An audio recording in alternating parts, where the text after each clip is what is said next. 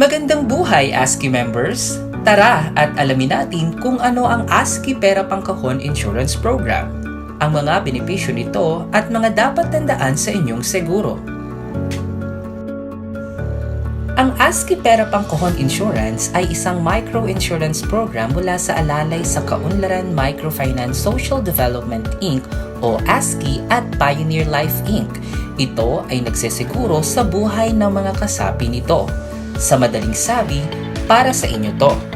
Sino nga ba ang pwedeng masiguro? Kung kayo ay 18 hanggang 70 taong gulang, nasa mabuting pangangatawan at kayang gumawa ng 5 pang-araw-araw na gawain ng mag-isa at walang tulong ninuman o anuman, at bona fide member ng alalay sa Kaunlaran Microfinance Social Development Inc. Pwedeng-pwede kayo sa programang ito. Hangad naming mabigyan kayo ng bagong panimula sakaling may hindi inaasahang mangyari. Kaya't kahit kakabayad nyo pa lang ng inyong premium, may tulong pinansyal agad na makukuha sakaling pumanaw ang nakasiguro dahil sa aksidente. Pagkalipas naman ng 1 taon mula sa pagkasapi, may halagang matatanggap ang mga benepisyaryo ng nakasiguro sakaling siya'y mabawian ng buhay dahil sa sakit. Magkano ang premium at halaga ng benepisyo? Ang premium ay nakadepende sa edad ng nais masiguro at inyong budget.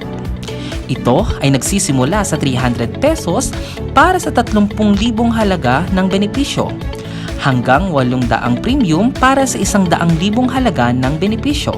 Gamitin lang ang talaan na ito bilang gabay. Excited na ba kayong masiguro? Bago ang lahat, may mga dapat kayong tandaan. Magtatagal ng 1 taon ang inyong siguro simula sa araw ng pagbayad at pagsumite ng aplikasyon.